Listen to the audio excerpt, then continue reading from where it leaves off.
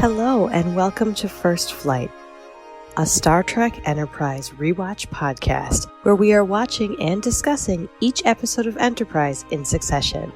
First Flight is a proud member of the Tricorder Transmissions Network.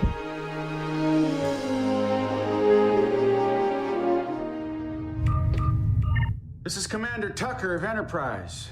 We've got some information you're going to want to hear. Welcome, Enterprise fans. I'm your co-host, Chris. And I'm your co-host, Abby. Today, we are discussing The Expanse, the 26th episode of Season 2. The Expanse was written by Rick Berman and Brandon Braga and directed by Alan Craker. It aired on May 21st, 2003. But before we begin our discussion, we need to acknowledge that this is the 60th episode of the First Flight podcast. Way to go, Melanie and Abby, for starting this journey and allowing me to join in for season 2. Well, we're so glad to have you, and I can't believe we've done 60 of these. Anyone who's listened to all of them, thank you, and I hope that it has been worth the time. That's a lot of talking of us in your ears. Yes. All right, now we also need to issue our actual read alert. Tactical alert. All hands to stations. There are potential spoilers ahead. We might end up talking about any part of this series at any time, so you have been warned.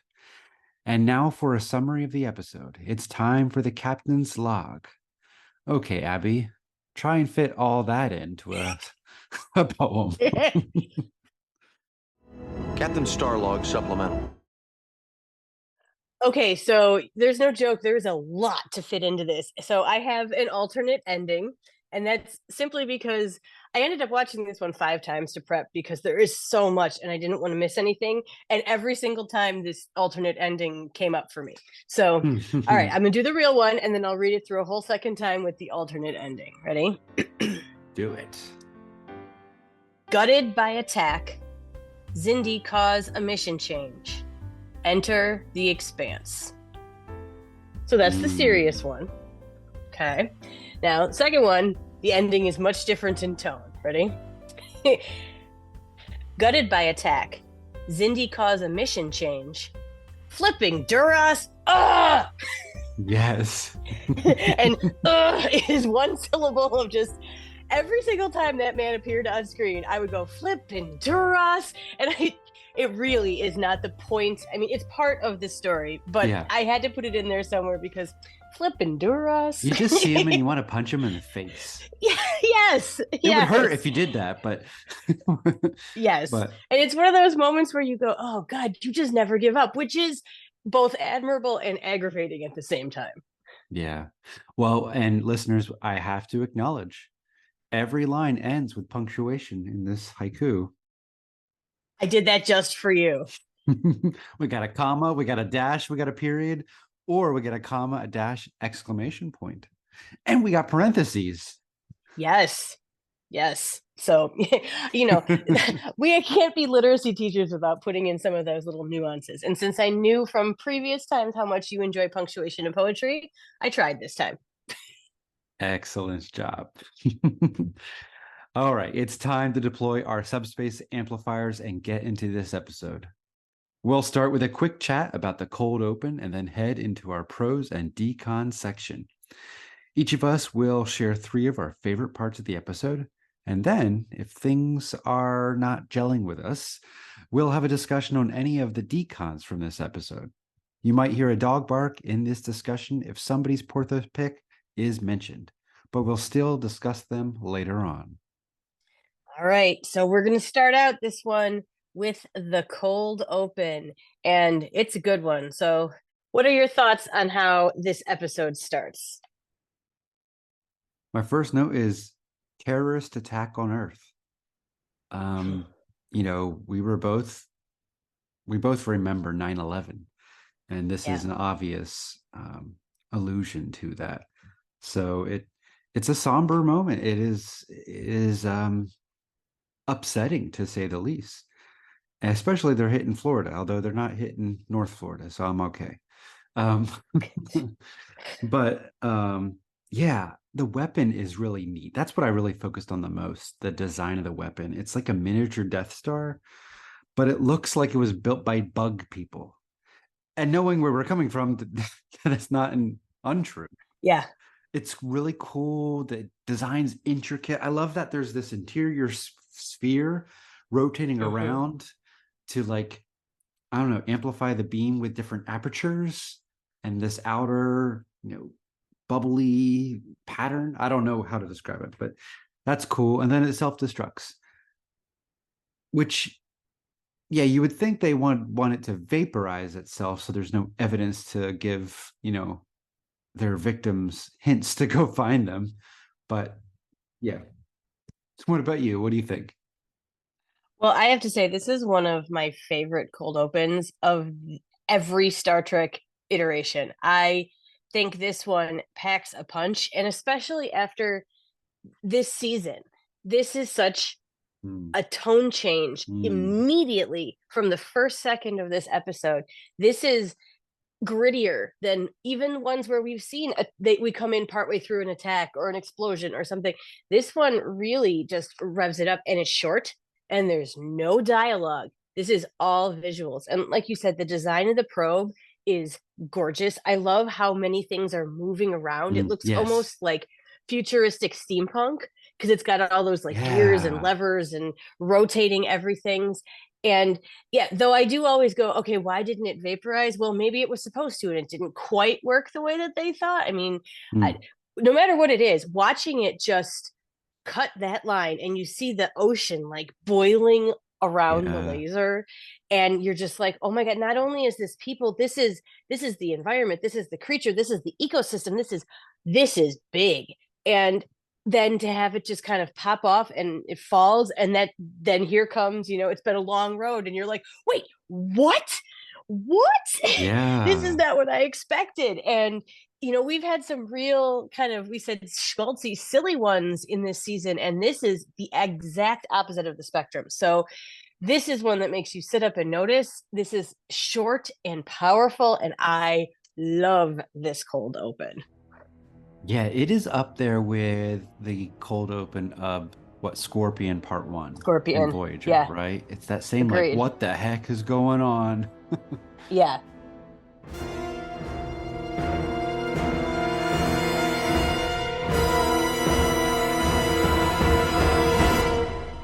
And it's something that everybody's really going to feel. And like with Scorpion, we all know somebody who can come and just blow up the Borg like it's nothing, that is intense. Yes. When you see an attack on Earth itself, because like we said, a lot of Star Trek shows don't get back to Earth. I mean, Enterprise does a little bit more than others just because of how it is in the timeline, but this is an attack on Earth. After, like you said, we had just had here in America the 9/11 attacks. This one was designed for that gut punch, and it really, really works. Yeah. But then we get Captain Jack Bauer. All right. So on that note, let's start with some pros, because I think we have a lot to discuss for this end of the season here. So Chris, start us off. What's your first pro today? My first pro is like taking from a global look at this episode. Watching it, I watched it 3 times. Watching it this time, so I felt odd. Like I couldn't quite put my finger on what was off about this episode, because I liked all the elements. And so off isn't the right word, because I don't have a lot of negatives about this episode. But something didn't sit right, and it's the fact that it's such a transitional episode, right? It feels like this should be a season premiere, but no, it's ending. And so it's wrapping up the previous 2 years by bringing us Duras, wrapping that up, bringing us back some Suliban fun, not really wrapping that up, but we have some like all the flavors of the previous 2 seasons, the big antagonists, including a lot of Vulcan and Saval interference. That's heavy in this episode as they're transitioning to a singular focus, which is the Xindi. So it's a really interesting transitional episode, and that's really my pick. It's just the transition and the contrast with what's to come. And to kind of symbolize this transition, I have to read some lines. Okay, so in near the beginning of Broken Bow, we have Archer getting on the ship and giving orders to Travis, and he says, "Take her out, Mr. Mayweather, straight and steady." And then at the end of this episode, near the end, we have Archer saying, "Straight and steady, Mr. Mayweather. Let's see what's in there." And I liked that parallelism, but there's a definitely different tone and performance in those lines. Again, signaling that transition that Enterprise is in.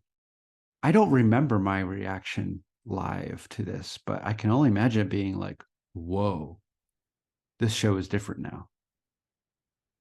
And being eager for the next season. So that's my first pro.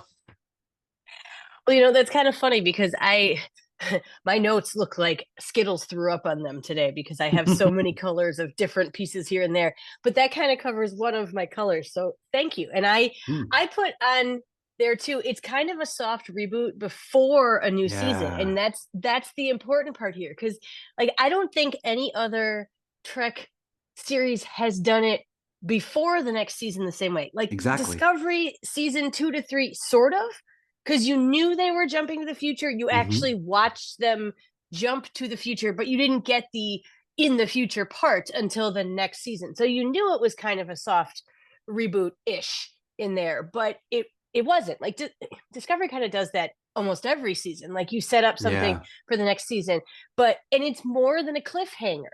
It's not like, Best of Both Worlds. This was really a complete telling you this is the direction we're going now. We're done with some of this, lighter, filler, fluffier, almost TOS TNG kind of story of the week. We're really going for this. And it is different because some will argue that season 7 of DS9 is very similar. It's got that whole serialization of the Dominion War. And you know what? Yes, in tone, I think it is. They had more episodes than season 3 does, so they had a little more filler, but it wasn't, again, I mean, and we do set up at the end of season 6 with the cliffhangers and stuff, but this was so different.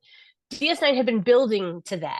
This is a big instant change. I mean, just think about the difference between Trip last episode and Trip this episode, like it's just very different. And I think it's interesting because you think about moments in your life where things just change. We've talked about that multiple times this season, about people where they suddenly realize something. Well, this was a moment where things changed for the entire crew, for the entire planet, for all of it. And that happens in life. And it's not something that's always depicted the same way. So yes, I really, really enjoyed that this set it up that way. I feel like it was a tone and reflection of the time because the world was anxious. And maybe that's an American perspective, but the world, I'm not sure, has ever come down from that level of anxiety. And I think it was reflective of what was going on. And I think a lot of people felt a lot of personal connection to Enterprise after the tone change. And those who stuck around went, yes, this is reflecting and making me think about what's going on now in different ways, or it's showing me different, moral aspects of it. It's living in the gray, like we said. So I think it was the Trek that the world needed at the time. No matter how people may look back on it or feel about it now, it was doing what Trek has always tried to do and making us think about the world by framing it in a space story. With some problematic things like whatever it takes, right? They're looking back at, the United States going into the Middle East and all that stuff. There's a lot to be unpacked here in this upcoming season, because it's tangled into the messy human history that we've lived through, and we continue to look back at. So, the next season of our podcast is going to be a very challenging one, I think, for different reasons. There's some episodes that are challenging because I don't like watching them, but some of them are challenging because of that Enterprise living in the gray, as you often say. And I think it's going to be interesting because it's this kind of instant anger and that retaliation and retribution and quest for justice is such an instinctive knee-jerk human reaction to being hurt or wounded or somebody attacking you in whatever way. And that is something that does need to be examined because it is normal. I mean, and we're going to see Trip working through all this grief that's coming, and he's the heart of our show, and I think that's one of the reasons that it starts off so powerfully is that you see such a change in him right away, and that really and he does a lot of self-reflection as we go through all this in the next season, even 2 seasons. And I think that is going to be powerful. And I think it's going to be challenging and exciting to do season 3. And this really almost feels like it's like season 2.75. It's almost season 3 because it doesn't really fit the tone of the rest of the season, but that doesn't make it bad. It just makes it what's next. Yes.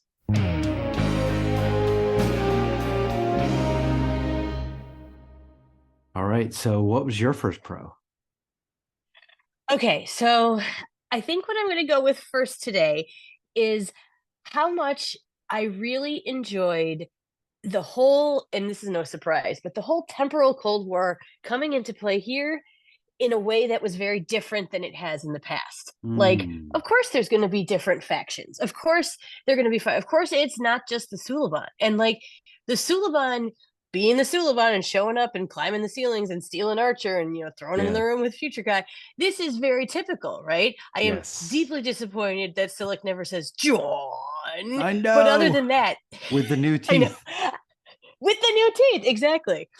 But the Suliban were very much the Suliban until they weren't. Until you realize that they're not the bad guys here, maybe.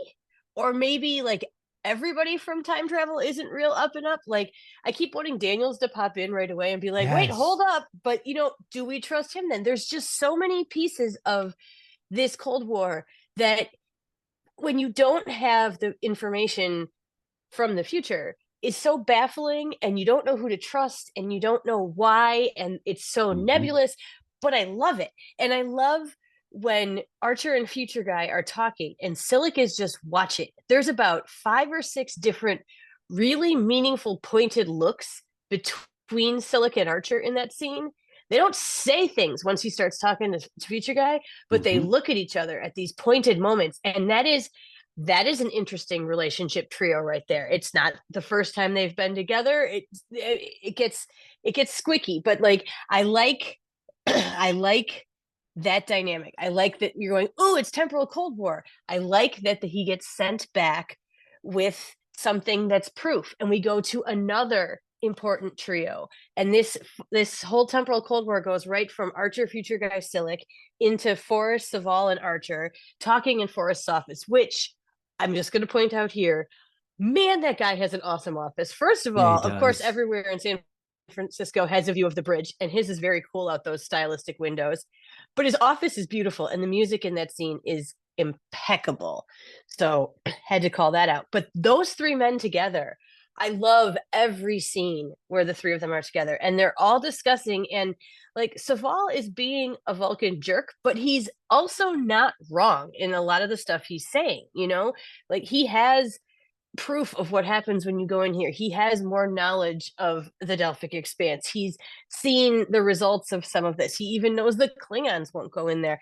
And then to be skeptical, that is their job. And even Forrest is like, man, this is a big story here, Jonathan.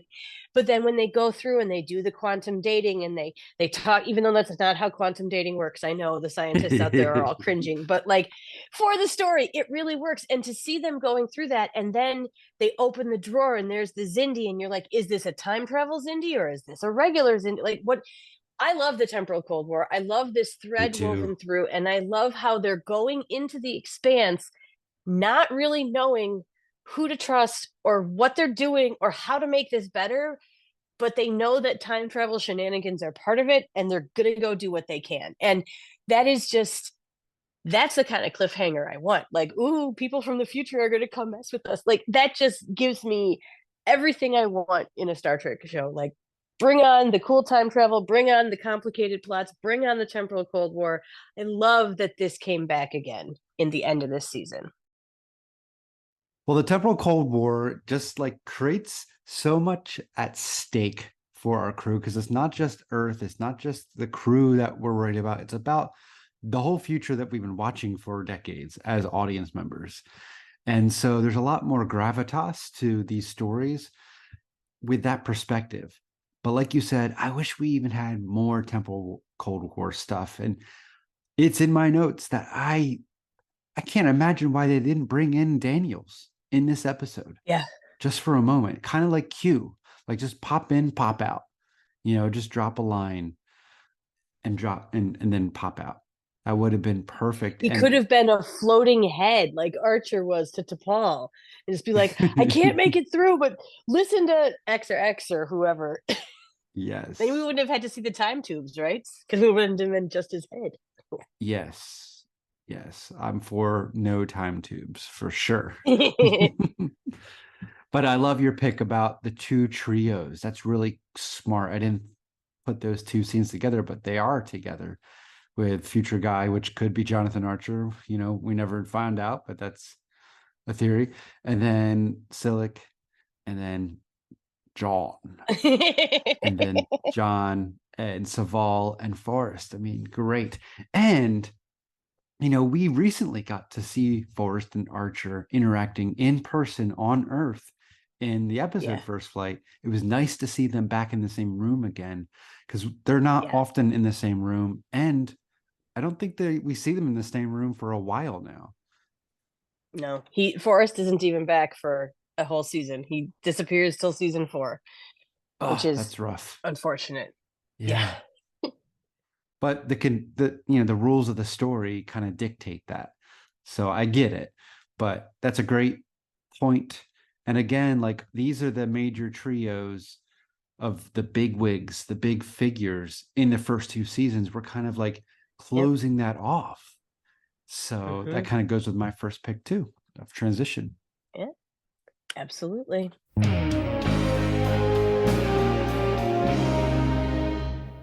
All right, so we were in sync for our first picks. What about your second pick, Chris? I struggled, but I had to choose this one. This is the T'Pol Phlox scene. I mean, yay! I couldn't not pick this one. So this is when T'Pol is like, "Oh, you're staying here." He's like, "Oh, how do you know?" And she's like, "You got some snow beetles on the way. No other doctor would be ordering snow beetles ever." Then they wouldn't know what to do with them. I loved that little bit of reasoning, but also like it's showing how much they know each other, that she's able to kind of be a little snarky jokey with him and he can be playful with her, but then they get serious. And, Phlox is just like, "Look, it's down to my loyalty to Archer, whether I stay or go, and I'm staying. What about you?" And T'Pol's like, "I'm not going to argue with the high command." He's like, "Since when?" Exactly. That's the best part. That. Yes, because it goes right back to the Gazelle speech, right? Well, she didn't give that speech, but her speech after that, where she, gives it to them. So I just love that scene, that moment. It's honoring what we've been noticing this entire season, which this scene makes it very clear that it's intentional to tie these two non-humans together. Although I think it's odd that Phlox would call himself an alien, to T'Pol. But I love that scene and that character dynamic between them. What's up, Commander? Is there something I can do for you? Are you confident with your decision, Doctor? What decision would that be? To remain on Enterprise. Crewman Fuller just told me a shuttle's on its way with 200 snow beetles. They could be for my replacement. There isn't a doctor in Starfleet that would have the slightest idea of what to do with them. And what about you? The High Command has made it clear that they don't want me to enter the Delphic Expanse. I'm more interested in hearing what you want. It's not my place to disobey the High Command. Nonsense. You've done it before. It's interesting. You and I, the only aliens on board this vessel. To go or to stay. For me, it was a simple question of loyalty toward the captain. and the sad realization that he'll need me more than ever on such a crucial mission. But for you, it's a more difficult decision. Does your allegiance lie with the High Command or with Captain Archer? This just arrived, Doctor.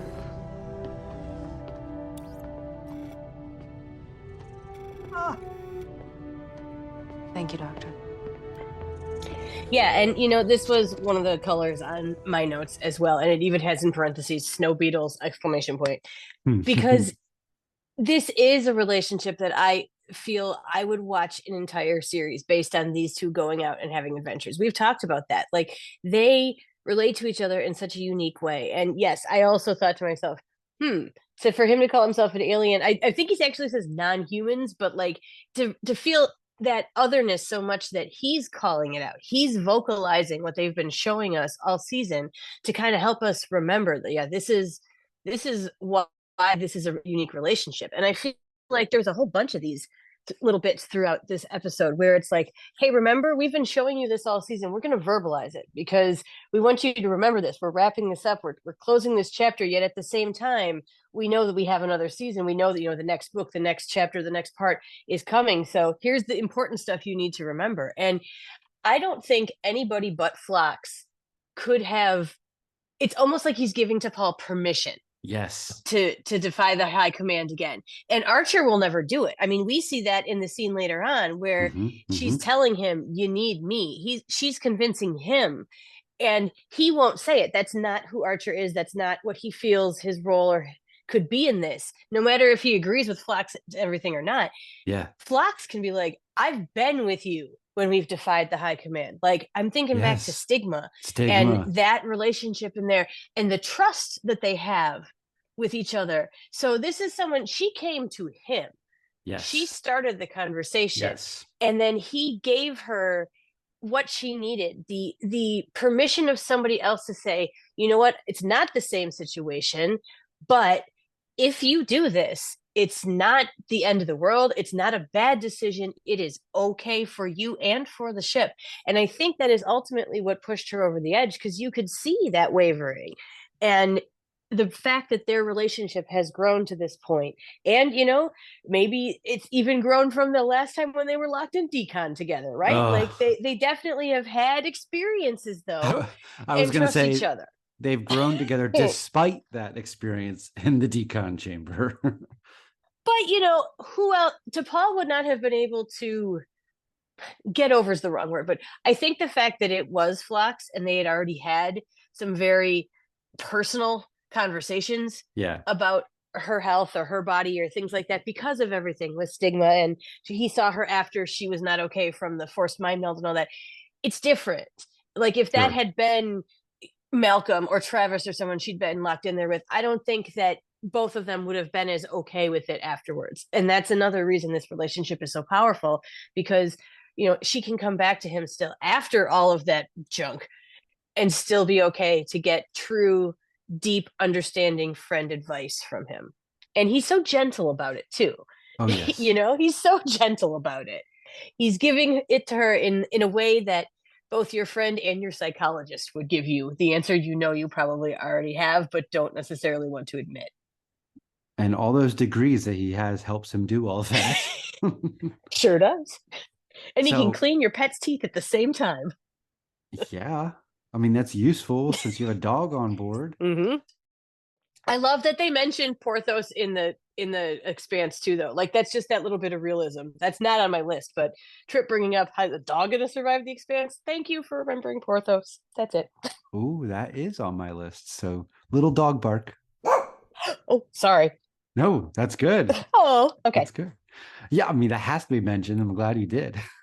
No, but I'm going to the script because you're right. Phlox should have said non-humans. That would be making sense. But the script says you and I, the only aliens on board this vessel. It pulled me out every time. Like, why would he call himself an alien? He's not an alien to himself, right? Yeah. So weird.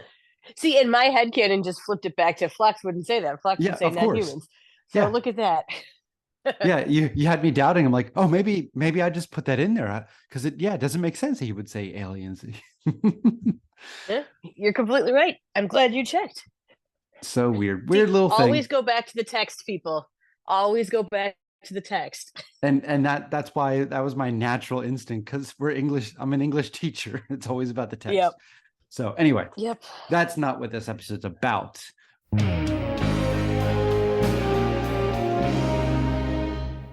All right, I am ready to hear your second pro, right? My second pro, yes. Okay, let's talk about flipping Duras for a minute. Duras. Because the fact that I had such a gut reaction to him every time he popped up on the screen tells me that this is something that I really needed to pro. And I didn't necessarily want to at first, because Duras is just like that burr that you get on your sock when you're hiking and you think you got rid of it, and then it shows up somewhere else, or it's still there, or there's a part of it, or it just never goes away. And that's funny. that's kind of, isn't it though? Because that's Duras in all of Trek. That is Duras for generations. And that is such a cool little thread. Like, if you had only watched Enterprise, if you had only watched this episode of Enterprise, you would still have that same feeling with Duras. Like, his characterization is so dead on. The dude doesn't give up. He's not going to turn around when the other people are. He's relentless. Archer does everything he can to make this guy go away. Like, he's running, he's avoiding the fight, he's not using the full yield of these new torpedoes that Malcolm really wants to at first. He's like, look, we're upgraded, go away. And he won't. He just is a dog with a bone. He just keeps coming back. Now, we understand the Klingon side of this more. I mean, especially if we've been watching Enterprise this whole time and seeing, like, what we've been talking about, how much more this era of Klingon we're getting, and like how unforgiving, and he's the only person who's escaped from Repente, whoops, and twice, and he's escaped people twice, and Duras is on you, and you get all that, and you're seeing Duras's ship, which is just not high quality Klingon ship, which is so cool because we've seen so many varieties of Klingons this season. And this again is pulling that in,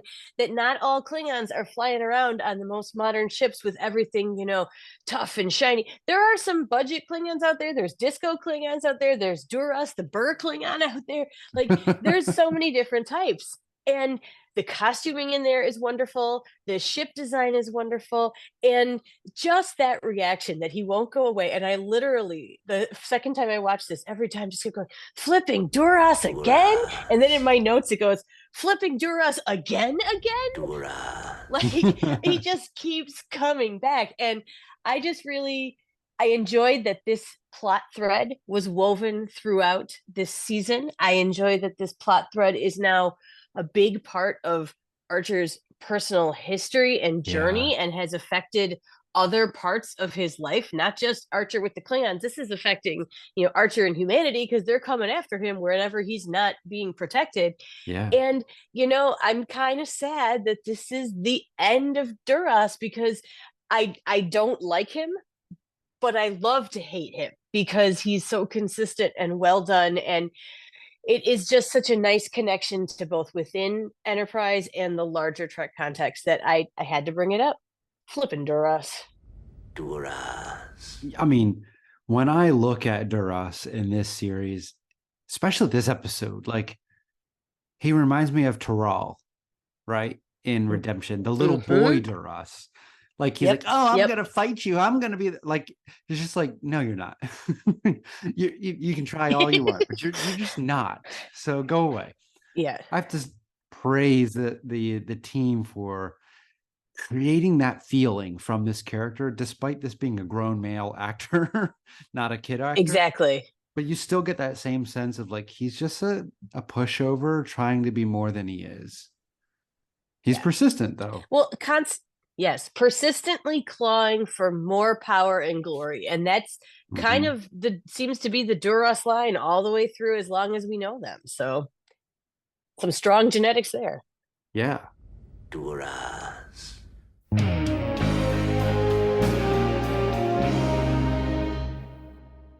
So we've each got one more pro here to go. So what's your third one for us tonight, Chris? It's to Paul and Archer. That Oh, scene where he's eating some food. And oh I'm sure you yes, have list. fruit and veggies. Okay. I saw I do. grapes. Fruit, veggies, and cheese. Yep. I saw the Yep. cheese. Yeah. There's some really nice cucumber slices with the fancy edges. Like somebody did the little grater Oh, sides down, so they look okay. very fancy. But Fancy I was cucumbers. appreciating he was having a healthy snack. Fancy And cucumbers. reading a book. Only on Enterprise. Yes. So that's I mean, cool. Archer's consistent in here. I mean, even though he's changing himself and he's growing to this new direction, that's still Archer hanging out, having a snack, reading a real book. If he had his Yeah. water polo ball under his arm, you know, Yeah. he's Yeah. throwing it at the wall to the bridge. It opens up, flies out, hits Travis. Sorry. I like that. Yeah. No, but I like this scene. It's very calm. And Archer's just kind of like trying to convince himself that she's going to want to go. She'll be better off. You know, she's worked hard for this career. That, oh, you can't resign your commission, you know, all of that stuff. But then she says, you need me. And I just love, he doesn't respond. He just goes on the bridge and they change course. The end. You know, it's like when I was a bag boy at a supermarket here in Florida, Publix. You're not allowed to receive tips when you take out someone's cart unless they offer it 3 times, and then you're free to take it. I felt like Archer waited 3 times for her to say, no, you need me. No, I'm staying. I've gotten used to it. You know, the smell. And he's like, all right, you're in. So I loved that. Just those moments between those two. They don't have to say a lot. And now they're at the point where they can read between the lines, even when they do say something. And again, this scene really demonstrates how far they have come from the pilot, that they need each other. And she's fiercely loyal with him. You know, going back to that scene with Saval and her, when they're walking outside, Saval's like, you can't stay here. She's visibly emotional. Yeah. This is before any, you know, things affecting her in the Expanse. So that's interesting. It is interesting. And it's interesting you hear it in her voice in that scene and in the scene with Archer as well. Yeah. So again, not much to say. It's the continuity of this relationship developing from the pilot and really cementing in this season. No tension anywhere. I think this is the end of me mentioning that too, right? Oh, let's hope. She's about to go get some tension with somebody else. So, you know. Anyways. Yeah. Well, relieving we'll get to tension. that. Relieving lots of tension. Yes. But that scene is gorgeous. And, you know, it made me think not only back all the way to the beginning, but it made me think of this season in the 7th when she came in and asked Archer to come with her on the mission. Yes. And they have all this spoken, unspoken, and it's the same kind of thing where she's not sure what he's going to finally decide or allow or do. And then he doesn't actually answer. He just says to her there, you know, what time do we leave? And there's that wonderful moment at the end where she almost says something, turns around, doesn't, leaves. And I feel like that's the middle. And then here is that third part. This is where they have really been through even more now. Like, because at that point, she came to him because she trusted him and they both trusted each other. And that was a highlight of that episode. And here, again, is where you see that trust, and not just the trust, but the realization that they've come to that they both work better with each other. Like when she says, you need me, that's really it. And I also love in that scene, you know, when it's not just the me that gets the emotion in it, when she goes, you know, this is no time to leave. Like she's incredulous. Like, I'm going to leave right now. You hear those 2 words have more emotion than you hear out of T'Pol in 2 days most of the time. And I think they both know how heavy this mission is. They feel the literal weight of the world. They say that in this episode. Yes. They realize they do need each other. And I think Archer will never ask. He would never, ever have done it. We said that's why it had to be Phlox, right? But once he realizes that she is serious and isn't just floating this because of, you know, some sense of duty or loyalty. He needed more than that. He needed to know that she understood what he understood, that this was going to be tough, and they needed to watch each other. They needed to scaffold each other. Their partnership is better than each of them individually, and that's a big moment, and that comes through all of next season. So I love that we saw that growth to here, and we're going to see where it continues to go. So beautiful. You know, you saying that their partnership makes them more than what they are separate makes me think of Spock and Kirk, right? I think even Spock says that in 09, right? Star Trek 09. So, and we've said that this is a very kind of Spock-Kirk relationship that's forming here. Different, but they're very reliant on each other in a pretty unique way. So, yeah, that's my last pro. All right.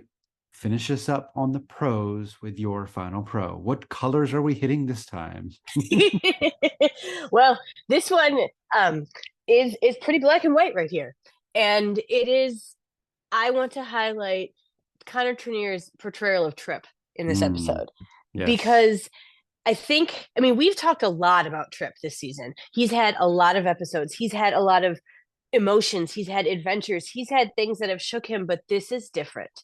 And I don't know if Connor Trinneer had experienced like a really close personal loss before he did this, but I can't imagine that he hadn't, because he is so subtle with that feeling and that physical reaction when you find out unexpectedly that somebody that you care for very, very deeply is gone. And he didn't even have that clarity for a little while. So for him holding out the hope and all that, and it gets me, there's 2 points, like all throughout you can see him just being gutted and devastated and then mad, which is such a normal reaction, you know. And you think about stages of grief and people are like, I don't like angry Trip. I'm like, even if this is 6 weeks past that it took them to get home, and then 6 weeks past that to get to the edge of the expanse, you don't get over something like that in a few months. Like you don't, and you stay angry for as long as you need to. And he has had no catharsis, no healing, no anything, which you know he talks about with Malcolm. So he is raw. And the moments that get me the most in here are when he first comes into Archer's ready room to ask if he had heard what part of Florida, and T'Pol first comes in. Trip literally steps out into the shadows, turns his back to her, like he can't even look at her at that moment. He's got so much emotion going on. He has to take that second and compose himself before he can even be a part of that. Like he literally physically does that, and it just squeezes your heart. And then when you do that big pan across the bridge, when they first get to Earth and they're looking at the destruction, and everybody's faces are just full of horror and sadness and all this, and their eyes are welling up, and Trip is looking down. He's not looking at it. He's seen what he needs to see. He's looking down, and that I'm welling up now. Like that feeling, I feel it in my body. So we know that this is going to be a turning point in his life, in his portrayal of this character, in all of it. But Connor Trinneer did such a beautiful job of raw grief in this, and the honesty of the huge amounts of emotion that come with it. And he sits in and out of shadows this entire episode after he finds out, like the scene with him and Archer, half and half of their faces in and out of the shadows, you know, like there's so much of that. He steps into the shadows in this. It is so well done. And Connor Trinneer, this is an episode that I hope he puts on his reel or whatever it is that actors show people now, because this shows someone who masterfully is portraying this huge amount of emotion in this character. And I just had to call that out.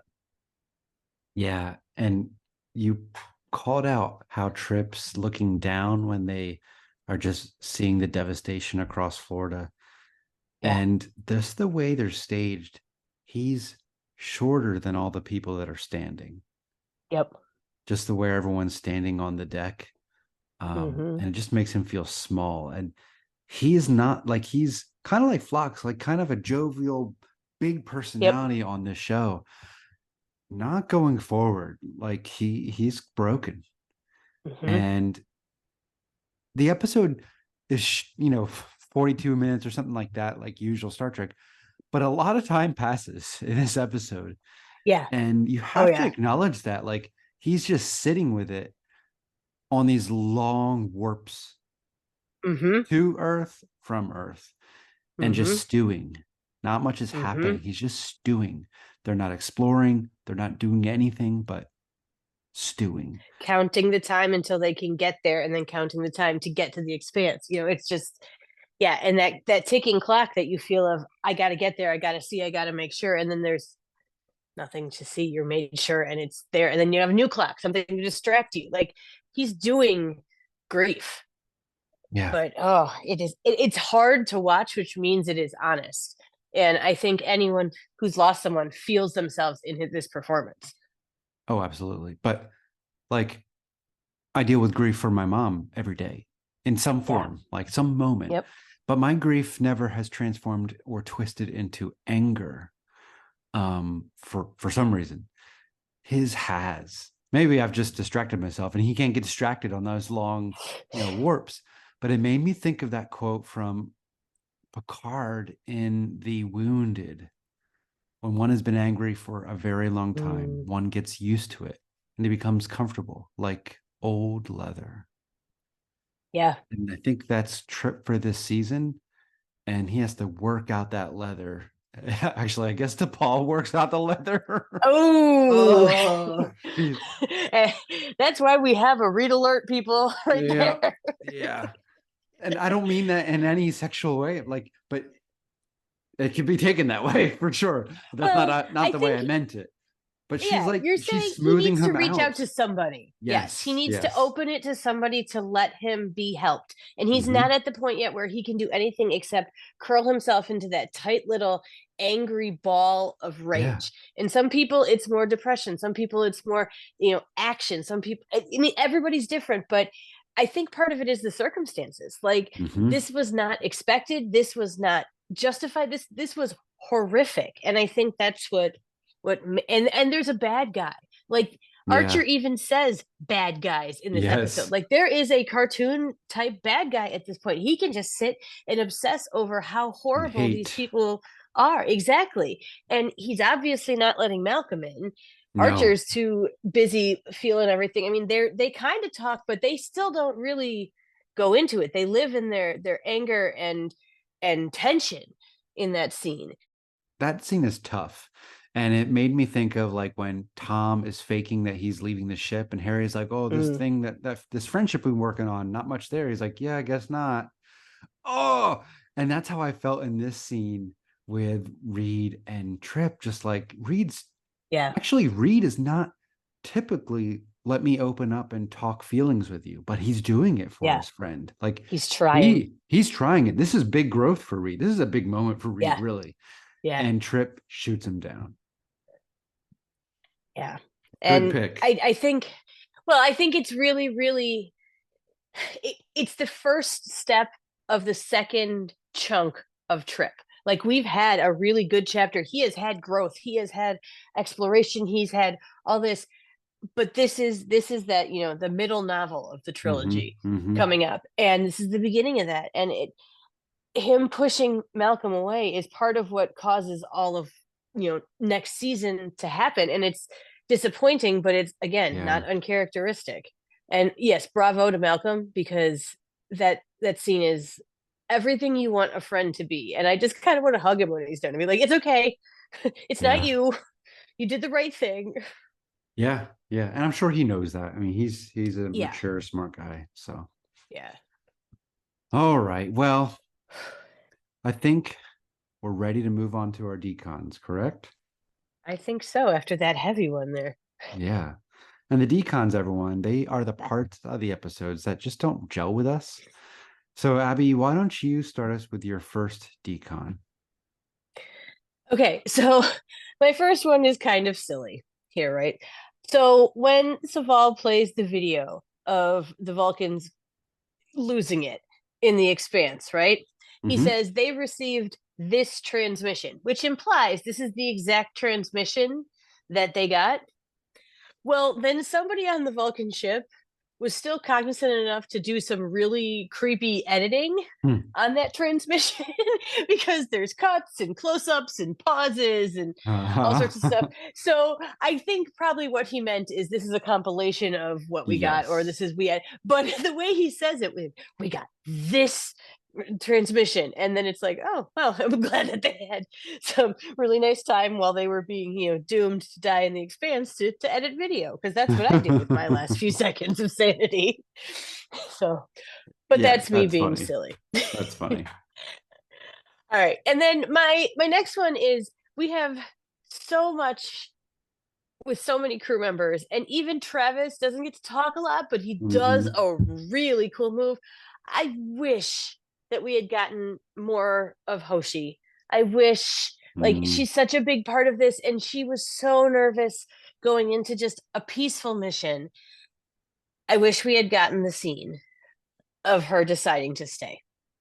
Yeah. It would have made everything feel just a little bit more well-rounded, and she could have gone to talk to Phlox. They could have, she could have come in as T'Pol was going out, or vice versa. I missed that. I missed Hoshi gearing herself up for the next thing. So on Chakotaya.net, that's where I look at the scripts, the transcripts. There's a whole scene between Archer and Hoshi, a deleted scene. It's a deleted scene. Yeah. And man, would have been a great scene. Sure would have. About, her deciding to stay or not. And, she was a teacher and Archer's not sure if she's going to stay. That's a really cool little moment. And I'm sad they cut that out. And again, you've said it a lot. If this was streaming, it would be in there. Yep. But yeah. Big miss in that episode. For sure. Need more Hoshi. Always. And that's what really makes episodes get to that absolute level of perfection to me, when everybody has something. And she was there. Her reactions were beautiful and perfect and exactly what they would be, but I just needed that little bit more, especially knowing how hesitant she was from the beginning. There's moments on the bridge when Archer looks directly at her. You see that from the camera and where's the eyes going, but it never cuts to her for her reaction shot. So they've even they just don't have enough of her reaction shots either. Of course, what she gives us is always great, but yeah, definitely more needed. We get more. We do. And my last one is just, this felt to me occasionally like I could feel it was an episode they cut down for time, because I felt like some of the things there was so much to get in this episode that sometimes I felt like it just didn't have the same flow. It didn't have any breathing room. There wasn't any pause for even like you said, for reaction shots, or that little moment at the end of a scene to another, because it was so boom, boom, boom. And I'm 100% sure that's because it came in long, but the pacing, it kept your adrenaline going, but every once in a while it felt jarring. You felt like the transitions weren't quite as smooth as they are in other ones, but I think it's for an understandable reason. So again, jettison Bounty and just make a two-parter out of this. That would be fantastic. Yeah. Alrighty. All right. What about you, Chris? What do you got on your cons? I've won. Just one. Oh. It's a big one though. And it's bothered me for a long time. It's the CGI Florida setting. And the CGI little guys, Trip and Malcolm, with their arms moving like robots, pointing in different directions. It's horrible. It is really bad. And it's the time period. You can really see, the screen. Yeah. And so they just shouldn't have done it. They just shouldn't have done it. Or do a matte painting. It didn't work. They didn't have the technology yet to do it. Especially on an alien world. We've pointed that out here and there, but it's also an alien world. This is Earth. We know it. And when even Florida's in the backdrop and it's actually them against a green screen, it looks just as bad.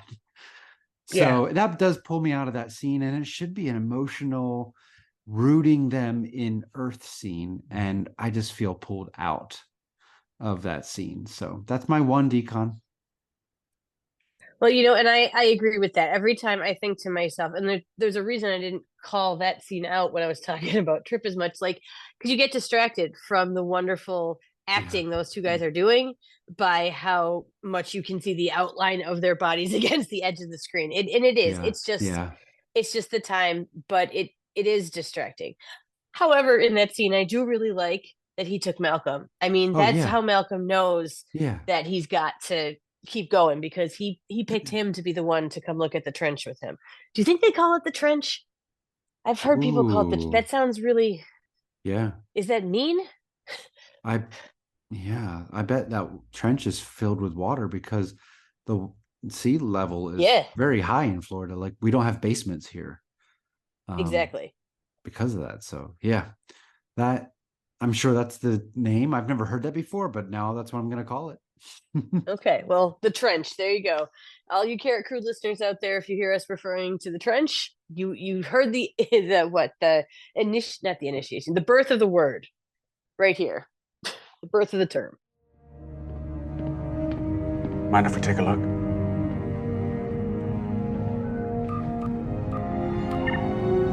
Prettiest sight I ever saw.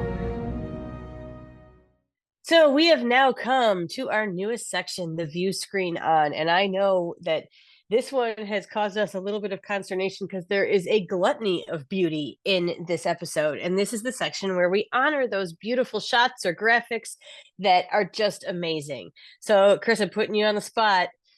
Why don't you start us out tonight? And you know what? Since it's a season finale, I am going to magnanimously decide that we each get two because why not? They put a lot of budget into this one. We should appreciate that. All right, then I will take two for sure because All I have right, three to I know choose you from. will. Me too. All right, two view screens. My first one will be the Earth fleet fending off the Klingon bird of prey when they're attacking Enterprise around Earth. What a cool Flippin' treat. Duras. You flipping Duras. Well, Flippin' Duras again. eventually we flip her over Duras. Yeah. But in this one, I just love having these Earth ships. I love whenever we have a fleet scene in Star Trek. We don't get them too much. We get a lot of Miranda classes and Excelsior classes. Right? We don't have to deal with those this time. So I just love that. And then Archer gets to have a little talk with another captain. Yeah. That's very rare. But just the visuals and the staging and how like the Klingon bird of prey is coming down from above over Enterprise and landing those hits, the nacelles, smoking, plasma, all that kind of stuff. It's really cool and fun. And again, I was digging on the visual effects from my decon, but it's not noticeable in the space scenes. These space scenes are very well done. So that's my first view screen. That's a beautiful one, and I agree. Like every single time you see them getting rescued by people from Earth when they're just alone, always out there, your heart just kind of goes, "Ooh, yeah, that's us," and it just feels good. So that's a beautiful one. All right, do we want to jump to me, or do you want to do your second one right away? Let's go back and forth. Yeah, but I really want to hear your first one. Okay, so the one that I feel like I just have to pick, and I couldn't not pick because I have to watch it, and it gets me teared up in a totally different way than Connor Trenier does, is the NX-01 leaving space dock with Archer's theme playing. Like, oh, it's just perfect. It's just beautiful. The CGI stands up. The music swells behind it. That's our ship. We have our faith of the heart in them to go into the expanse and save the world. Literally, like it is such a good moment. Have they gone to war? Not yet. Charge weapons. And prepare to bring them online. Flippin' Duras. And we know from behind the scenes that they were thinking of doing something like this, watching Enterprise leaving space dock to this grand fanfare and big mission as the entire first season, and they didn't. So like I feel like we saw it launch, but this is the moment. This is the theme. This is why Enterprise. Like if you watch that and don't feel anything, then you have a cold heart because it is a beautiful moment. Well, they've matured and become the Enterprise crew at this point. Before, Yes. they were just a crew on Enterprise, right? So yeah, I love that scene too, and the music. Oh, Uh-huh. It's designed to hit my heartstrings, and it does. and it's that transition. Like we're going back to where we were, but it's very different now. We're transitioning to a new mission. Yep. Very different. All right, my next view screen on is the Enterprise flipping over the bird of prey and destroying it. Flipping Duras. Flipping Duras. Duras. You F around and find out. Yeah. Yep. Pretty much. Well, that's kind of perfect because my second one is not the actual like flipping destruction, but when they sail out through the wreckage, like that specific yes, moment of that. yes. So how perfect. And That's yeah, good. that is truly where you can see they spent big time and money on that, and it's gorgeous, and it does make you just go woo, because it feels good to watch that happen. Like, Duras isn't coming back this time. Yeah, it's definitely closing the chapter of Duras Yeah. for sure until it opens back up in next gen. Yep. It's a beautiful moment, so I'm glad we both called that one out. So look, we kind of had like 1.5 apiece, right? There, So there you that's go. fair. It all worked There you out. go. Yeah. It all Hey, we worked make the out. rules, so it's all fair. Absolutely. Absolutely. All right, so we have come to the time where we discuss our favorite parts for the episode, our Porthos picks. If our picks were mentioned already in the episode, which mine was hinted at, we will expand a bit more here. And if they weren't, then we have a few more great moments to discuss. So, Abby, I don't think we've heard anything about yours. So, what is left to talk about? Let's hear it. All right. So this is my one where I told you before that I kind of cheated because I realized after I watched this, usually I watch 4 times, and after the third time, my pros kind of coalesce, and they weren't because there was so much. And so I really was thinking on my fourth time through, how am I going to put this in? Because what I like about all this are all these little bits. And then I realized that one of the things that made this feel like there are so many wonderful little chunks is that there are a whole bunch of tiny little duo conversations. Yes. Like pairs of people in these relationships that we have watched 2 seasons of evolution in, where we have gotten more backstory, where we've gotten more history, and all these little twofers show all these different dynamics of the relationship, shows how multifaceted this situation is, shows so many different parts of it that you're really getting the enormity of the situation. I mean, this is not even all the duos, but ones that stand out are Trip and Reed at the trench, T'Pol and Phlox. We've talked about those. Trip and Archer drinking. We've talked about that one.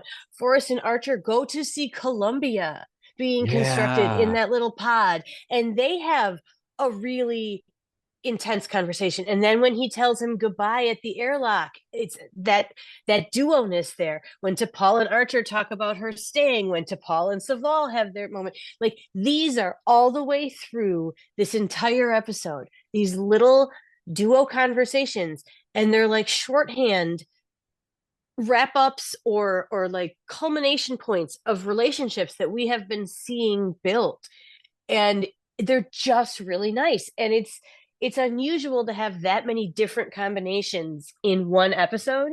And I think that's what makes this one so special. Even some of our secondary players get to have these really meaty chunks with somebody else. And it feels almost like a play sometimes because you get these little vignettes of these people having these emotional moments. But I think it's one of the things that really makes this episode work. So all the little duos in this episode is my Porthos pick. I am so with you. It's the characters that make this episode strong, and how they're all wrapping up and transforming into new versions of themselves. We get extended conversations with Archer and Forrest in different locations, right? So we have trios and triads. I mean, you brought up triads earlier too. So I like this this perspective into the episode. And guess what? It leads directly into my Porthos pick. Oh, look at that. All right. So what is it? I'm curious because I know we had a bit of a dog bark. Yeah. So I'm focusing on one of those duos. I guess two of my pros were Archer and T'Pol and Phlox and T'Pol. And now I'm going Trip and Archer. Yeah. In that scene where they're just drinking in the mess hall, where they bring up Porthos, right? Half of their faces are covered in darkness, kind of like Cogenitor, right? Yeah. It's a very serious moment, but both of them, there's a lot of dynamics and the emotional contours of that scene, from little jokiness to the weight of the world to reflection and kind of regret and like a sadness for what's being left. It's really shades of what we're going to get in Home, which is a really good episode. But I really love the exchange about what Archer thought about this job when he first took it, that he was just being put in command of a Warp 5 starship. And that transformed into being responsible for 83 people. That's a big shift in perspective that I just really love. To Henry Archer.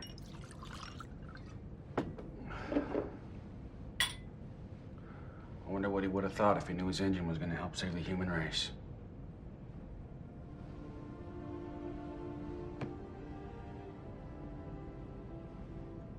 When I got this job, commanding the first Warp 5 ship was about as big a responsibility as I could have imagined. Then we began running into so many bad guys. And I had to start thinking more about the safety of 83 people.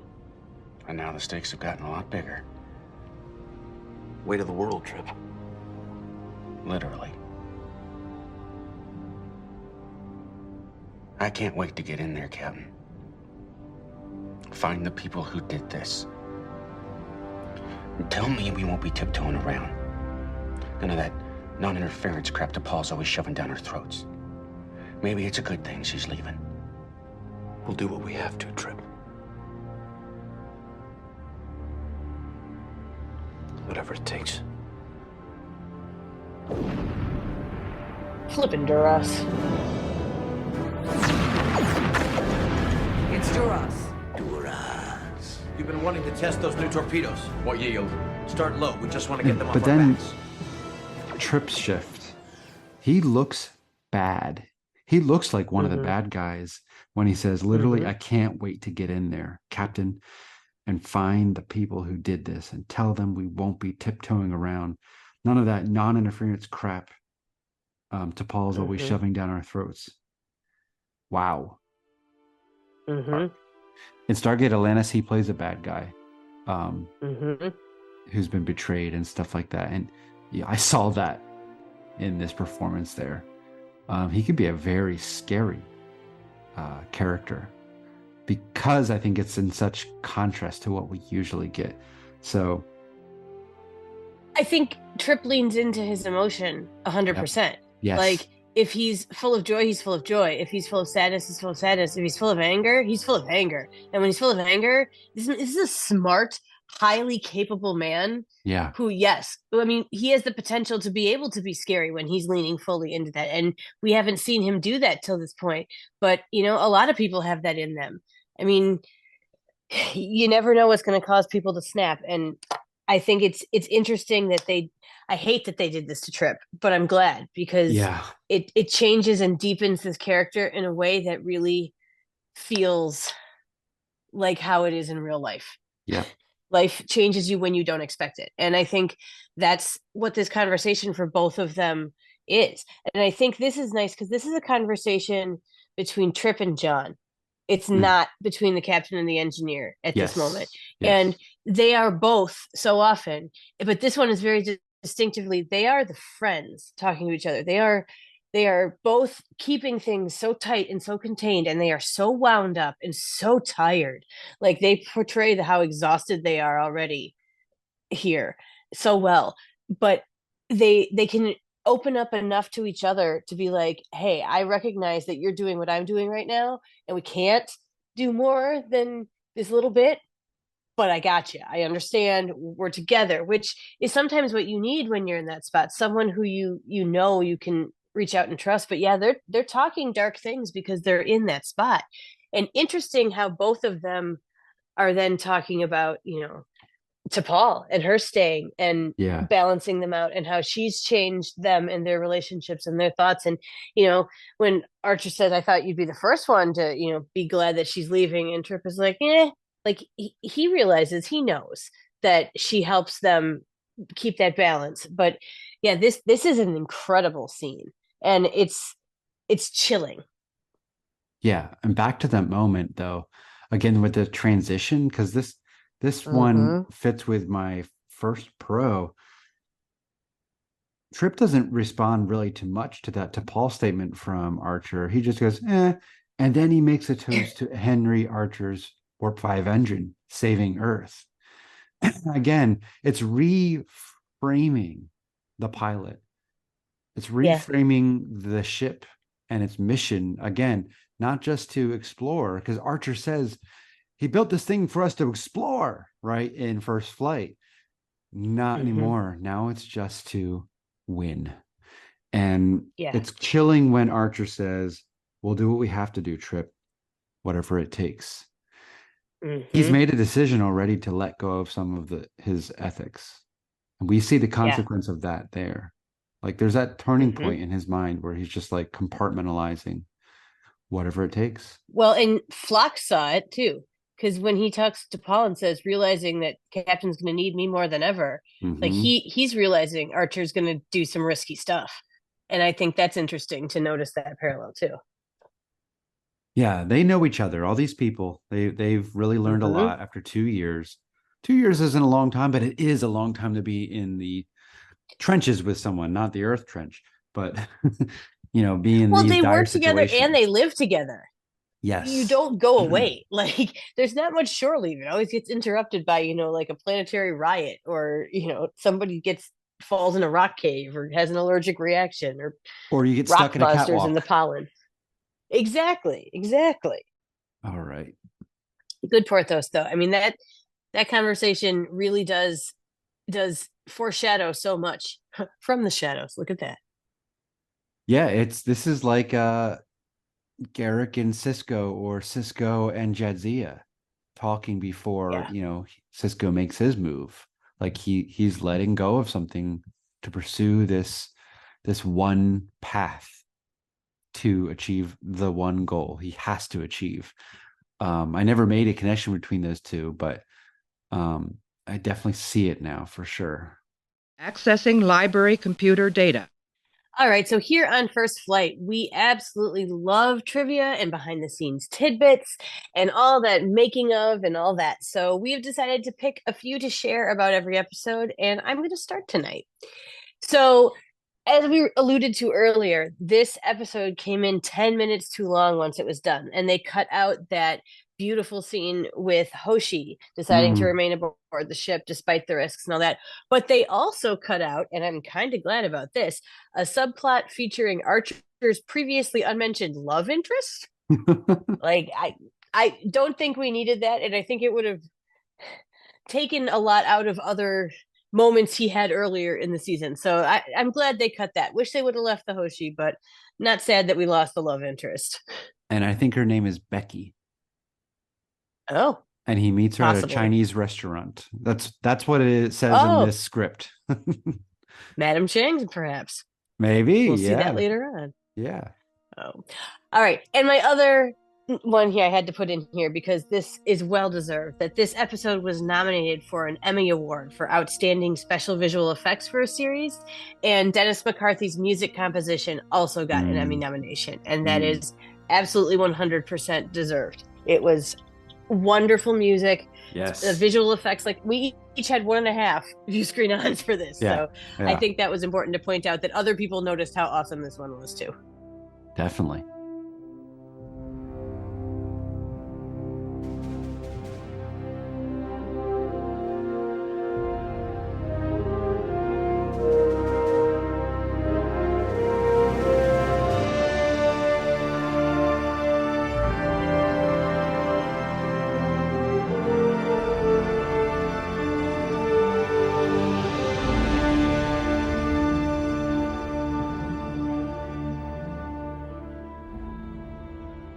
All right, so what do you have for us tonight? Yeah, I'm going to start with some Voyager trivia because, I love Voyager. So, the stasis tube in which the Xindi reptilian corpse is stored in is reuse of the lower half drawer of the aeroponics bay on Voyager. So, it's specifically the one that Fury Kess was laying in. Oh, no, Fury Kess put her past self in, right? Put young Kess. Yeah. Yes. Yeah, I remember that shot distinctly. Yes, not my favorite episode of Voyager, but I like seeing some reused prop there. So that's cool. Mm-hmm. And then also, this is the first time photonic torpedoes are used in a Starfleet ship in the timeline, right? So that's a cool turning point. We're ready and armed for this dangerous mission. Mm-hmm. And finally, we've said it already, but this episode marks the last appearance of Admiral Forrest until the 4th season episode Home. Even more reason that Home is a great episode. Absolutely. And I'm throwing this one in last minute because I just found this out yesterday. It is also the last appearance of the Klingons for an entire season. They don't show back up until season 4. And I do believe that it is the only season of any Star Trek that has 0 Klingons. Is season 3 of Enterprise. So, well, what about Discovery season 3 and 4? There were background people, weren't there? Are there? There could be. I thought they just stayed away from Klingons just to avoid all the makeup controversy. I would have to check on that, but at least until perhaps there. But I'm pretty sure there's background ones I'm pretty sure there's background ones when Michael gets drugged in the first part of season 3, and then in the giant in But to Connect. Okay. In season 4, there's a Klingon in the background. If I remember what I read last night correctly, feel free, awesome. World, Twitter, Blue Sky, whoever's listening to this, to correct me if I'm wrong. But even if they aren't in those 2 seasons, I think it's pretty safe. It's unusual. All the 90s era and the original series, there's Klingons in every season for sure. So this is the big deal for sure. Okay, so one time Boimler dragged me to the Starship History Museum. Dragged? You ran up to the doors. No, I didn't. It was boring. I hated it. Anyway, so they had the NX-01 there, Archer's Enterprise. Yeah, classic design. Plus it had, the grapplers. Skip that part. They don't care. I love grapplers. See? All right. Well, it's come to the time for our final thoughts and grappler ratings. So, Abby, on a scale of 1 to 10 grapplers, how do you rate this episode? Okay, so obviously I didn't have a ton of decons, and my decons were not humongous.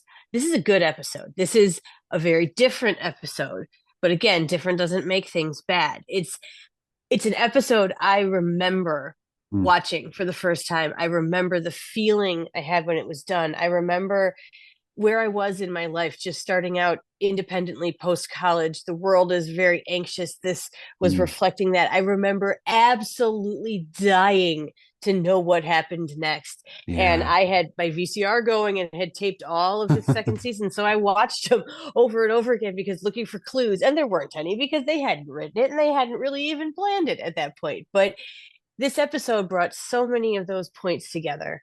It brought so many relationships to the forefront. It was beautiful. It had incredible music. It had great design. It brought in a lot of secondary characters. Even Flippin' Duras was there. So this episode is one, I watched it 5 times to prep for this, which has happened quite a bit at the end of this season because there's been some really good ones. But I would watch it again and be okay with it. I want more, but that's what a season ender cliffhanger is supposed to do. I am excited for where we're going. I am right there with the crew. This one, if it had had more Hoshi, in it, and maybe a little bit more for Travis in there too. It could have been a 10, but this stands at a solid 9.5 for me. I love this episode. Yeah, I'm on a 9. And nice. The CGI and that Florida scene, that hurt it some. And like you just said with Hoshi and Travis, but otherwise, this is not a thrilling hour of Enterprise, but it is at moments. It's very dynamic. There's a lot of slow moments, and then there's some crazy action moments, and I love all of it. It really, really celebrates everything that has happened in a major way to this point, and kind of wraps it up so we can go off on this new adventure. So 9.0 for me, 9.5 for you. Yeah. That's a good pair of ratings. That's a good score. Yeah, it is. And it's fun because we have now officially rated every episode of season 2. Whew.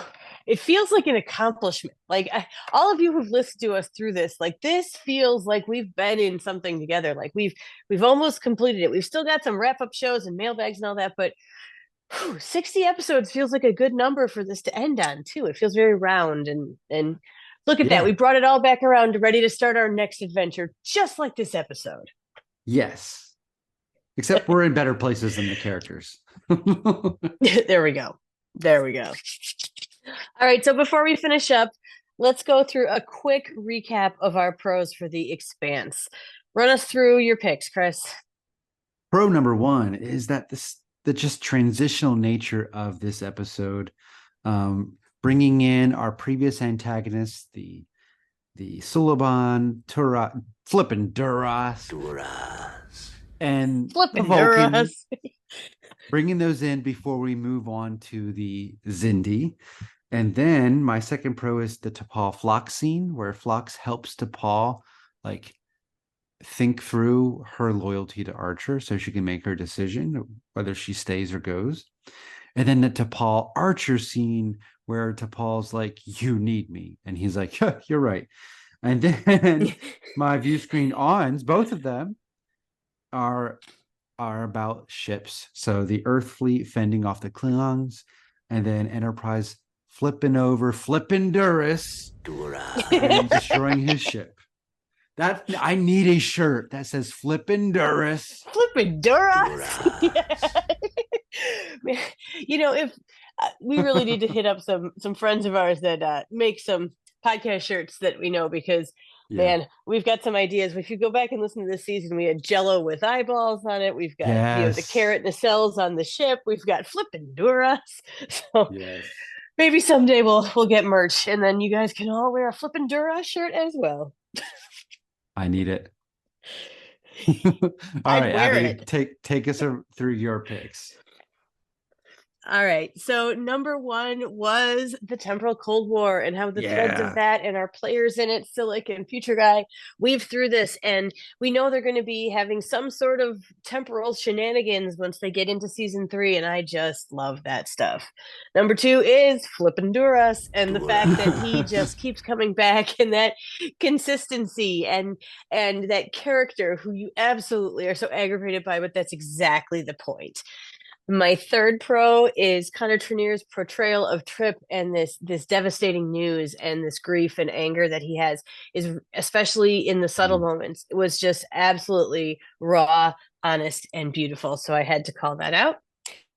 My Viewscreen Ons, of course, it is the NX-01 leaving space dock with Archer's theme playing, and just so much emotion there. And then when Enterprise later sails through the wreckage of Flippin' Duras' ship and just kind of cruises on with life, that's a beautiful shot too. And my Porthos pick was all the little duo conversations that we got in this episode, and how they really showed so much between the characters and gave us lots of information, and got to bring in more than just our regular crew, some of our supporting players as well. Captain, I'm detecting a vessel closing on our position. Columbia to Enterprise. Greetings, Enterprise fans. This is Melanie transmitting from the NX-02 Columbia with my thoughts on The Expanse.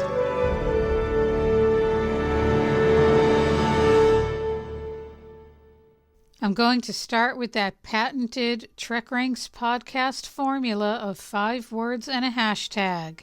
5 words, weight of the world trip, hashtag L4 maneuver. Starting with the grappler rating right off the bat, this is a hard one to rate because upon reflection, having rewatched season 2, there are really a lot of outstanding episodes in this season of Enterprise. And for me, this is one of them. This is Enterprise firing on all cylinders. And depending on the day, depending on my mood, sometimes I feel that this is the best produced episode of the season. So a grappler rating of 9 or above works for me. It just fits there right at the top with all my other favorites. I really feel that this is the perfect setup for the season 3 Xindi arc. And I really like the way the episode is constructed, the way the different scenes build, the tension, the seriousness, the stakes, all of the interpersonal reactions, all of that just builds and weaves together up to that really gripping final act as they are about to enter the Expanse. Just seamless. I think that's why this episode is so special for me and has such huge impact. It's just brilliantly constructed. Let's just explore some of the highlights from this episode. There are way too many to mention, but we have the very cool opening shot of the weapon firing. We have the immensely serious senior staff meeting. We have the way Trip says to Archer, "Excuse me, Captain," when asking about Florida. We have them assessing the damage on Earth from the weapon. The other Earth ships firing on the Klingons. How cool was that? What was that all about? We have the conversation between Trip and Archer late at night over the drink about running into the bad guys. Love that scene. We have Future Guy and the Suliban. Phlox and T'Pol having yet another good conversation, while T'Pol grapples, no pun intended, with her decision. Getting to see the construction of my beloved NX-02. And of course, T'Pol saying to Archer, "You need me, Captain." Abby recently spoke on the podcast about nuances from Admiral Forrest, and there were a couple here that really resonated with me. The first one is in the scene where Soval is showing the footage of the Vulcan ship from the Delphic Expanse, and Archer is just so resolute. He is going to do this. Nothing is going to stop him. And at the end, he just turns to Admiral Forrest and says, "Is there anything else, sir? Like, let's just get this show on the road." And Forrest looks stunned. He's probably shocked by what he just saw, fearful. He also knows that Archer is going to do this. He's counting on him. All of those emotions are mixed up together on his face, and he doesn't even speak. He just simply shakes his head, no. That's a really powerful scene. The other one is when Archer and Forrest say goodbye at the airlock. When Forrest says, "I could tell you there are a lot of people counting on you, but I don't need to do that, do I?" Archer says, "No, sir. Good luck, John." And then they shake hands with Archer's warm, two-handed handshake, after which Forrest looks at him as he's leaving. Another powerful and poignant scene from this episode. Great stuff. After T'Pol decides to stay, we get into probably my favorite part of the episode, the big finale. Duras versus Archer. Just everything about this scene is so fantastic. We have Archer quick thinking again, thinking on his feet with, where are the shields? Let's figure out where they're the weakest. Love it. We have Travis performing the L4 maneuver. Trip worrying about those injectors, pushing to the limit. And while I do think this entire segment is indeed my Porthos' pick, to just pick a moment for my pick, it has to be Archer saying to Duras, "Go to hell." And for my Viewscreen On pick, this is after Duras' ship is blown up. The NX-01 comes flying, soaring straight smack dab through the center of the debris of the ship. I actually have a screenshot of this exact moment, and I never get tired of looking at it.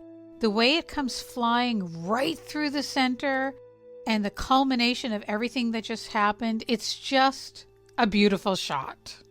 And just as an aside, I do remember from the original DVDs that there is a blooper of this scene with a lot of extra smoke on the bridge.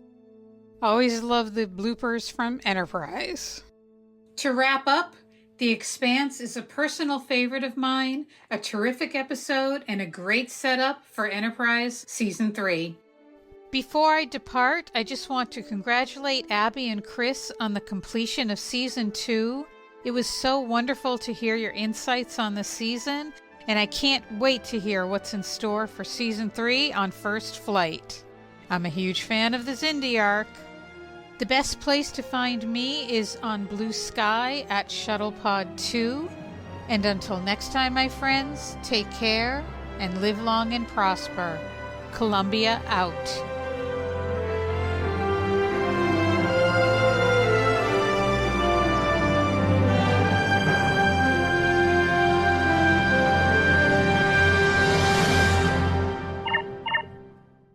My chronometer's running backwards, sir. Incoming transmission. You read my letter? Well, we want to remind you that we absolutely adore getting feedback and thoughts and comments and jokes from all of you listeners. And our third and final mailbag show for Season 2 is coming up pretty soon. We have had a blast sharing and discussing your insights, your ideas. We've had some really big conversations and some really silly moments. We've talked on social media with so many of you, and we are collecting. We're doing 2 wrap-up shows and then that mailbag. So if you have anything you want to say about Season 2 in general, we'll take those as well. It's your call for grappler ratings, Porthos picks, general comments, any of that. Get them to us so that you can be part of our mailbag episode fun. Yes, please do reach out to us and share any thoughts or smiles that you have for us using the hashtag CaraCrew. You can reach us at First Flight Pod on Twitter, Instagram, Blue Sky, and Facebook. We're also on YouTube under the Tricorder Transmissions Network. You can also email us a 90-second or less voice memo on your thoughts as well at firstflightpod@gmail.com. You can reach me personally at Shelf Nerds on Twitter and on my YouTube channel, Completing the Shelf. Abby, where's the best place to reach you? Best place is still probably Twitter. I'm at Abby M. Summer. That's SOMMER. But I am also working on getting on Blue Sky more often. So look for me there. Yeah, I'm there too, but mostly on Twitter. So the bitter end. Yes, to the bitter end. And notice, if you've tracked throughout this whole second season, listeners, we've tried to call it X. We've tried to call it Twitter, and we're back to Twitter. It's just Twitter. That's what it is. We want to thank you so much for spending this time with us. We'll be back next time with part 1 of our Season 2 wrap-up, focusing on the characters in Season 2. And as always, we leave you with this quote from Captain Jonathan Archer and your moment of Melanie.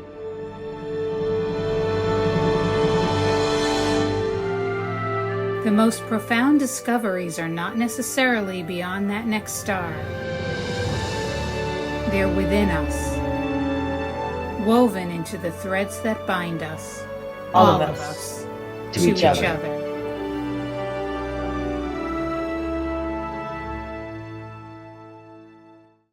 All right. Yay. It's so weird.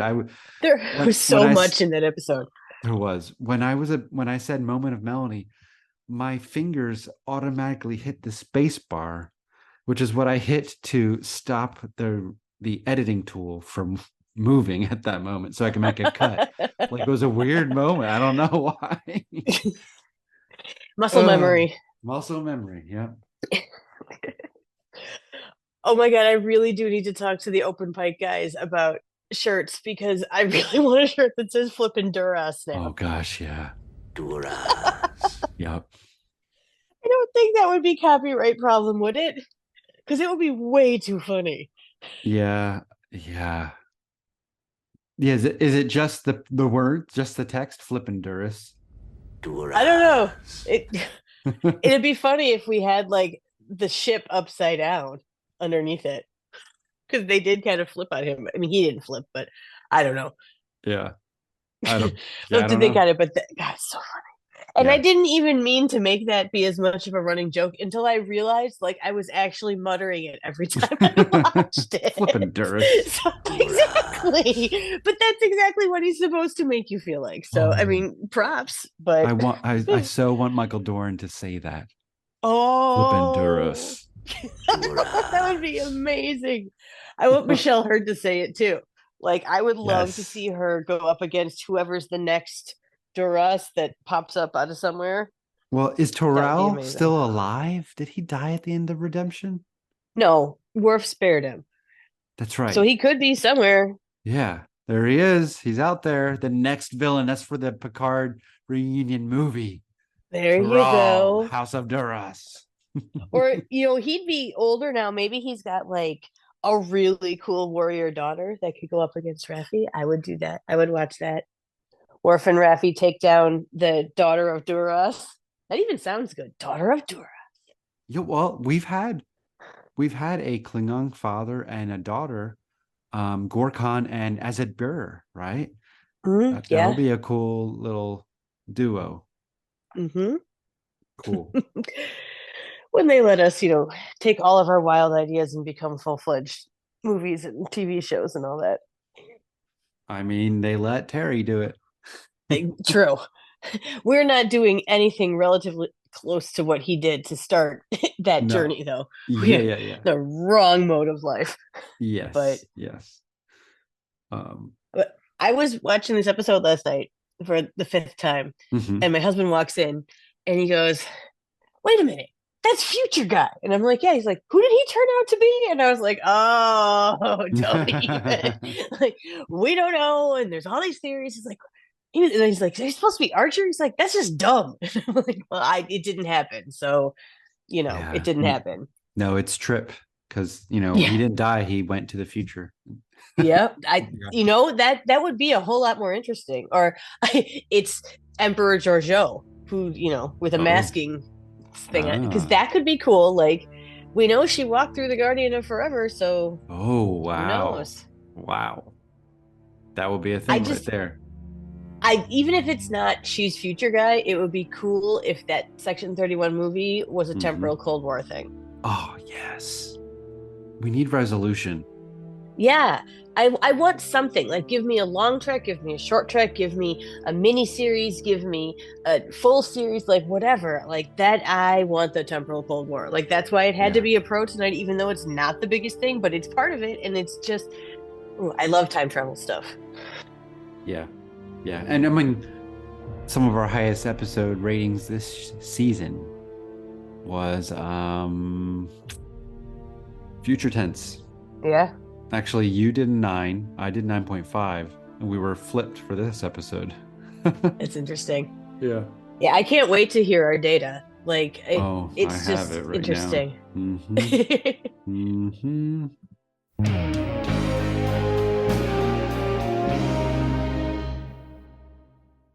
This one is just good. It is interesting. It's a really interesting episode. And yes, it's good, but it's very different. And yes. Yeah. Why don't we get into it? Let's just do it. I added something to our intro because this is episode 60 of the podcast. Oh, yeah, it is. So I figured we should note that. That's pretty cool. Yeah. Oh, and thank you. You're sweet. It has been kind of fun going back and listening to the whole season, and like, I don't have time. I mean, I'm not all the way through it all. I believe I'm on Vanishing Point. But I kind of want to go back and listen to the first season with Melanie too. So if I have got time, that's going to happen as well. Wow, that is huge. We'll see. I have so many grandiose plans, and we'll see what time actually allows, but we'll see. Let's see, where am I? I'm on Marauders. Only 15 minutes in. You know, Marauders, well, I'll save it for when we do that. Yes. I have thought a lot about Marauders. We'll just I put know it you at that have. way. I know you have. I have too. Yep. Someday maybe I'll finish that micro track I started based on Marauders. We'll get there someday. Yeah. All right, let's do this. Let's do this.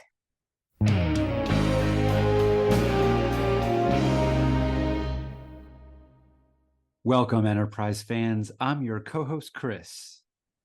And I'm your co-host, Abby. And today we are discussing The Expanse, the 20th. I think I did that to myself, or did you do it? It's so funny because it's consistently wrong. It might have been me. I'm sorry. That was not on purpose this time. No, I usually only mess with it at the end. I feel like I did it thinking I was doing it to you. I don't remember though, but I feel like I had a suspicion of, or like I feel like I was going to do that. I don't know. Okay. Take two.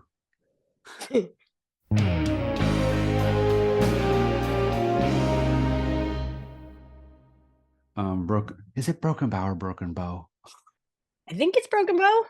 What? Why? I don't know why. Like what bow is broken? The bow of a ship being broken sounds more like a Star Trek title to me, right? But I don't know what bow. Agreed. People will get it either way. Yeah, I just been saying that, and I'm like, am I wrong? I don't know what it is. Whatever. It's like the hegemony thing. I think it depends where you are too. So no, because a bow and a bow are different words. Yeah. Hegemony or hegemony. Yeah, that's just dialect. Okay. Yeah. Broken Bow, Oklahoma. I think they say it in the episode. Oh, I'm pretty sure they say it in the episode now that I think back. Oh, is that where he lands in the field? That's where he is in the cornfield, yeah. Okay, gotcha. Then it's Broken Bow. I just needed a reason why it's Broken Bow. There we go. So I'm thinking like time's arrow, like, I don't know, is this an arrow in time? That broken. Yeah, or when the bow breaks kind of thing. Yeah.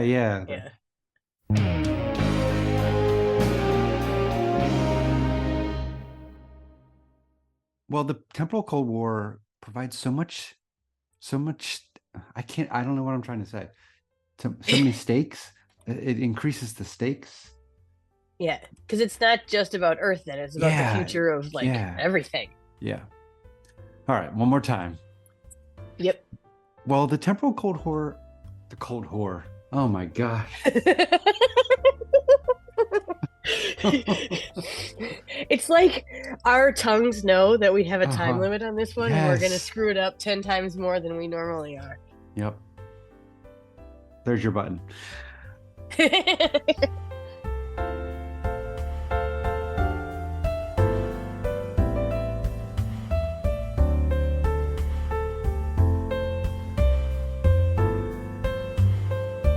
Flippin' Duras. Duras.